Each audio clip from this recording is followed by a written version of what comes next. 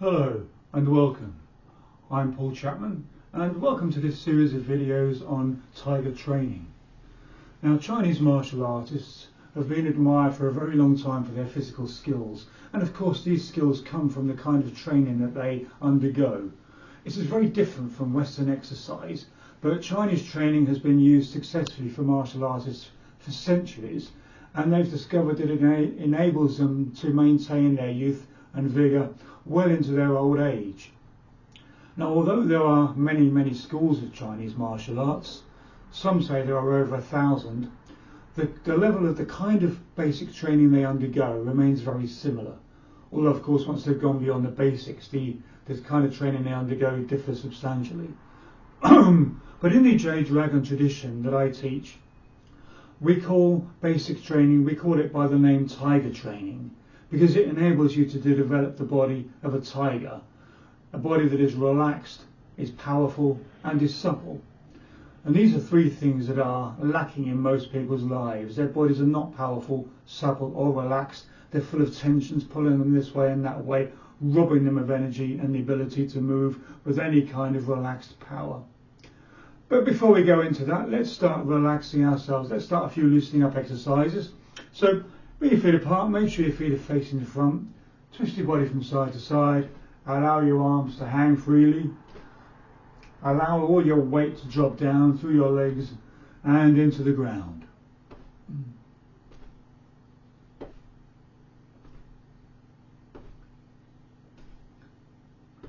So in all the training that we undergo, we aim to be mindful.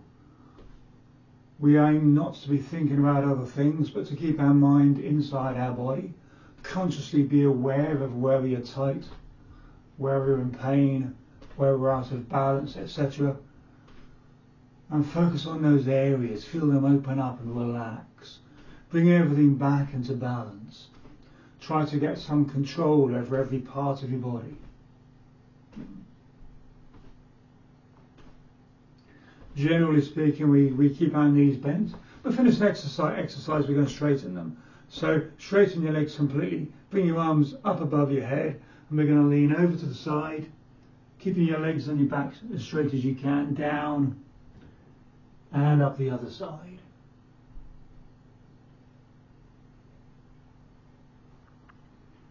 We call this one a sideways clock because both arms are moving around like a clock face.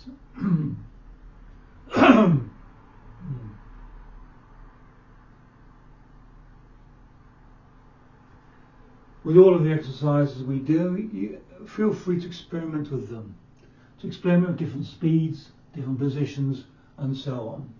But I would say that it's most beneficial to move slowly to begin with. Don't try to speed up any kind of movement until you know that you can do it well slowly. The slower the better. Let's change direction. If you try to move too quickly too soon, you'll be moving by holding tension in all the wrong places.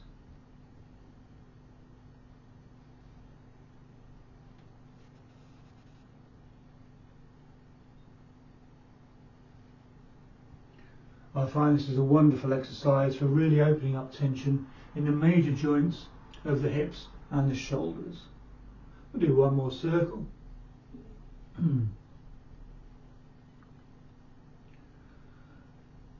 Now, as I said before, tiger training involves developing a body that is relaxed, powerful and supple. And the most important part of the body you need to train are your legs.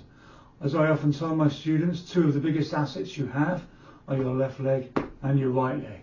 So we're going to start with some squats. Squats are the oldest and most powerful, most regularly used kind of leg training in the world. So don't go too mad to start with, just bend your knees a little bit and bring yourself back up again. Aim to keep your back straight, aim to keep both feet flat on the floor so you're not coming onto your heels and tilting your knees forward. As we go down, we want to rotate around the knee joint. We're not pushing it forward in front of our toes, but we're aiming to keep the knees roughly in the same position and bring our weight back up again.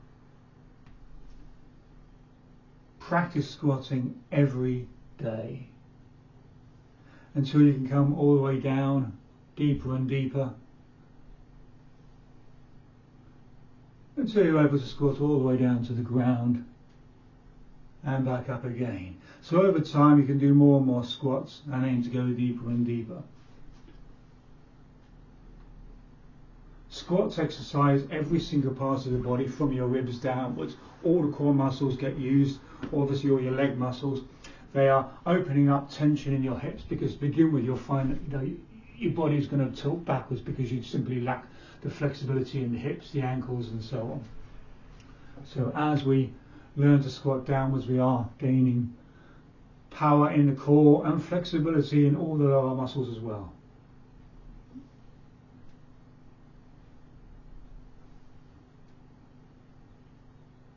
Once you are comfortable with squatting downwards, then we can introduce a little bit of imagined resistance. So allow yourself to relax down and then feel your legs pushing into the ground to bring you back up again. Relax down, push up, relax down, push up. You'll find even if you can't go all the way to the ground, if you're going to go down this far, pushing upwards and then relaxing down should enable you to come down a bit further. Try not to round back as you do so, but to keep it straight. A lot of this, again, is not just about strong legs, but about a strong back. Because as we go down, tendencies for the back muscles just to collapse here. It's the strong back muscles that keep us upright. So as you go down, maintain a strong back, relaxing down, pushing up. Good. So squats will develop your legs like nothing else, but we also need to be able to relax down onto our legs, and for this we learn to use stances. I cannot emphasize enough how important stances are in the Chinese martial arts. Essentially there are three kinds of martial arts. There are, and all of them have to deal with the mobility stability continuum. In other words, the more stable anything is, the less mobile it is, or the more anything can move, the less stable it is. So essentially there are three camps of martial arts. There are those who favour mobility over everything else, so they're getting their body up as high as they can, dancing around. These are the people who favour kicking, punching. We know the kind, boxing, kickboxing, etc. So they are very mobile, moving around, dancing around you. But because they have no connection to the earth, the only way they can develop power is by overdeveloping the local muscles. If they're punching, they've only got the power of the arm and the shoulder and the chest to deliver that power with. Same with the legs, they've only got the power of the leg muscles itself to kick with. Then you have the grapplers, the wrestlers, the people who come in very low, take you to the ground and all kinds of groundwork with you. They're very, very stable, very, very low, but this kind of combat is only useful one man against one man.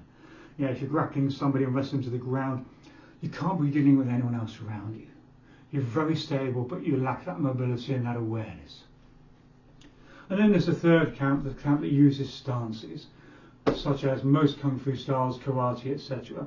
So we learn to move from one position, which is rock solid, to another one, to be able to flow quickly from one position, and then relax down into a solid stance, so that any force acting on the body goes through your legs and into the ground, so that any force gets rooted. We're not physically opposing it with tension, we're keeping the body relaxed and stable and allowing the body to flow down into the ground. Stances are phenomenally important, the most important of which is the horse stance. So in the horse stance, we bring our feet apart. You probably want to experiment with how far apart your feet should be, to whatever's comfortable for you. Traditionally, people would bring their feet together, take the heels out, toes out, and then the heels out again. But different leg lengths and different heights, different levels of flexibility in the hips. Just go with what is comfortable for you. Have your feet as facing as forward as possible, not turned out to the sides. Bend your knees. Make sure your bum isn't sticking out. Relax this down and stay upright. Don't, again, curve the upper back. Keep it nice and upright. Again, make sure your knees aren't over your feet. And relax down into the position. And once you are relaxed down into this position, your arms and your shoulders relaxed, become heavy. Bring your arms up in front of you. Bend your elbows all the way down. Bend your wrists down so your palms are facing forward.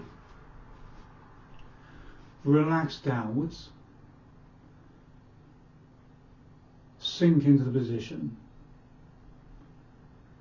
And then again, once you are used to standing in this position, you can hold it comfortably for say 5 minutes or so. Then we're going to introduce a little bit of extra force. We imagine an inward force. We imagine a force pushing your hands inwards, pushing your back forward, so that they're slightly compressing away from each other. Your head is being pushed down, your feet are being pushed up. So gently, and we keep as relaxed as we can while gently pushing outwards, feet pushing down, head pushing up, hands pushing forward, elbows being pushed inwards, again pushing outwards. So in all directions, we're as if we were on the inside of a balloon, and we are, which is, contracting inwards, and we're keeping it out. But only a soft force, not a hard one. We do not want to create any more tension inside the body than we need, which is going to pull us apart. Stay relaxed, stay upright, imagine this gentle inward force.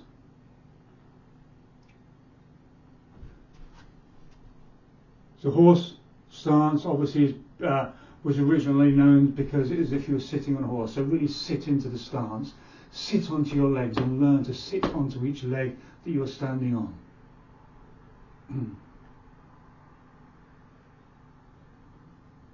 This is not easy. It requires mindfulness. It requires a strong will. We are developing our will as much as we are developing our body.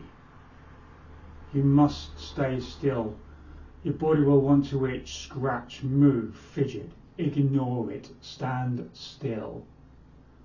There is no more training more powerful than training yourself how to stand still.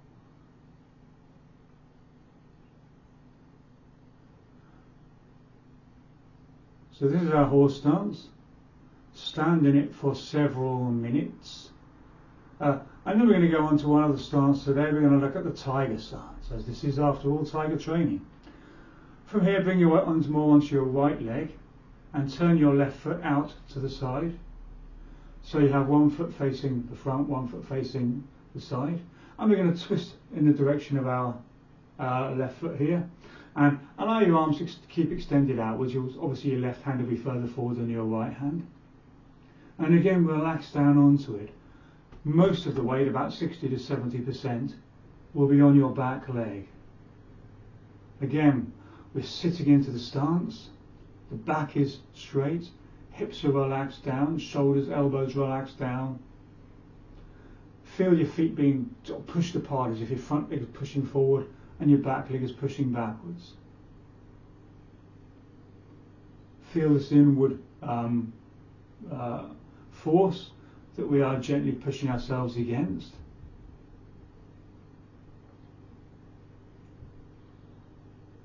Keep your breathing soft and relaxed. In and out through your nose, and if possible guide it all the way down into your lower belly. And again, hold the position for as long as you comfortably can.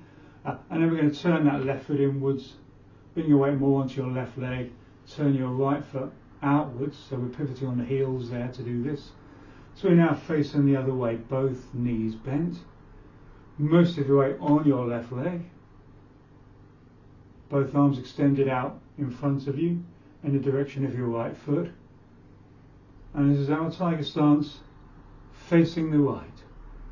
Relax, relax, sink, be aware of your body, stay still.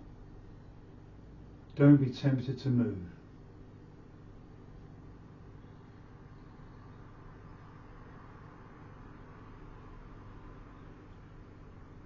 In traditional training, they would force students to hold this position for a very long time, until their back leg was shaking like mad. They were all virtually screaming with agony. You don't need to go that far. Just however high you're able to hold it, do so, and just relax down into it. Gradually your body will respond.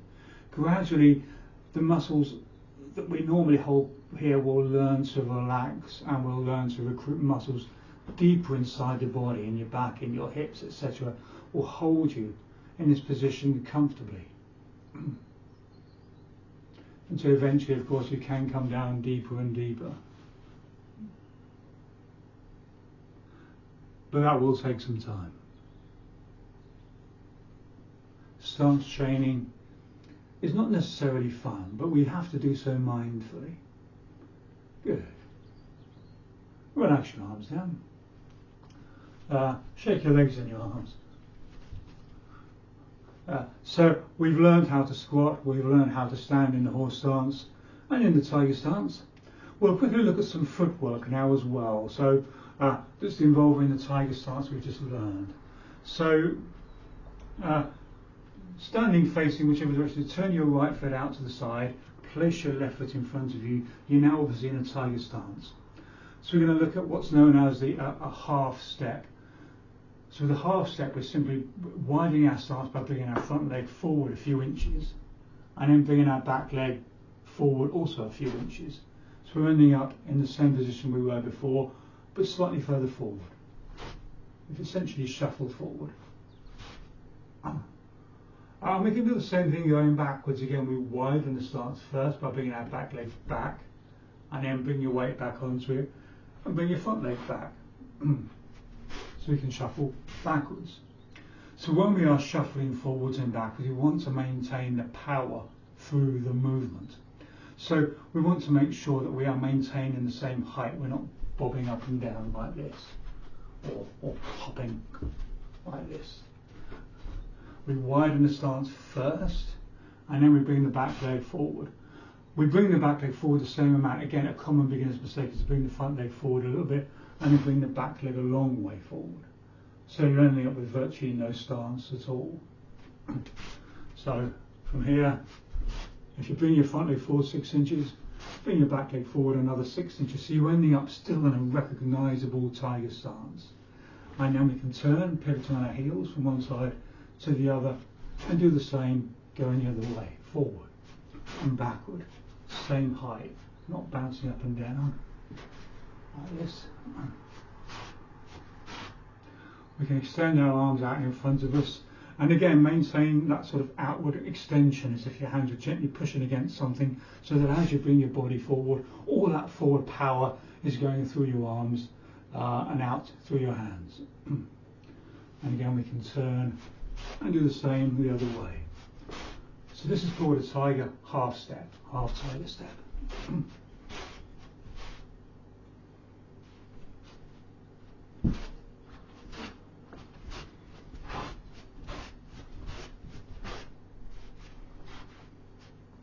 We can change direction as I have just done. From here I'm facing you. If I wanted to go to my right, I've got my left leg in front of me at the moment, I can bring my weight onto it and just place my right foot in the direction I wish to go. Again, bring my weight onto it, place my left foot in a different direction.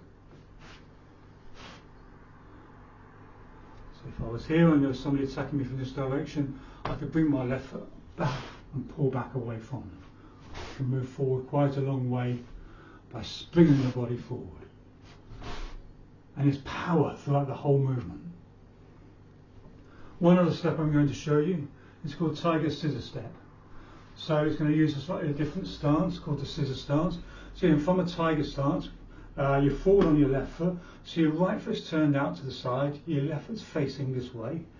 So bring your weight forward onto your left leg, keep your right foot facing the right and bring it across in front so that your left knee is behind your right knee, your left heel is off the ground and it's facing the same line here. It's not collapsed backwards. And then we're just placing our left foot in front and we're back in our tiger stance again. So just slightly on the angle. So from here we're bringing our weight forward, bringing our back leg forward, keeping it turned outwards, placing it on the floor, bringing your weight more onto it, so your back heel comes up off the ground. This is a tiger stance, and then we can place our left leg forward, and we're back in our, this is a scissor stance, we're back in our tiger stance again. And obviously we can step back the same way. You can bring your front leg back, behind your back leg, heel on the ground. Bring your weight back, lowering the heel down, and then bring your front leg back and bring your weight back onto it into a tiger stance. So from here we can move forward like so, or backwards. And all the time we're keeping our weight relaxed down, maintaining the same height, maintaining this forward power through both arms. Forward and backwards. And we'll do the same on the other side. So I'm now forward on my right leg, bringing your weight forward, bring your left leg, keep it pointed outwards in front, bring your right heel off the ground, and then we can place our right foot in front into a tiger stance. Nobody can see me. Keeping the arms extended out here, bring your right leg back behind, lower the heel down, place your left foot behind you, bring your weight back. So we can move like so. Always with power in the legs. We never straighten the legs. As soon as you straighten the legs, you've disconnected yourself from the ground and you've got no power to drive yourself forward or backward with. The power of the legs act like springs, connecting you to the earth and letting you to drive yourself forward and backward with power or side to side. So remember these movements here. So squats, standing in stances, cannot emphasize enough. If you remember nothing else, stand in your stances. The horse stance here, the tiger stance here. Relax down into them. Gradually allow your stance to be held deeper and stand for longer until you can comfortably stand. In traditional, many traditional schools like Hungar, they would get the students to stand and do nothing else until they could comfortably hold a stance down here with a hot cup of tea on each leg, another one on each arm, and another one on top of their head for half an hour without spilling a drop. And the master would come around regularly and test the tea, and he would throw it away and pour hot fresh tea in. So you'd have to withstand the heat as well, and you'd have to remain completely still, balanced. Your mind is within you, your mind is feeling what's going on. Gradually the mind relaxes, the muscles relax. You're able to withstand this position without really feeling any pain. And if you can do that, then you have got real power inside you that has been built up over time, so that any movement you then do has got the whole power and force of the body behind it, and your will and your breath. So tiger training isn't easy, but it's far more beneficial, I think, than any other kind of Western exercise that I'm aware of. So thank you for your attention, and I look forward to seeing you in the next video.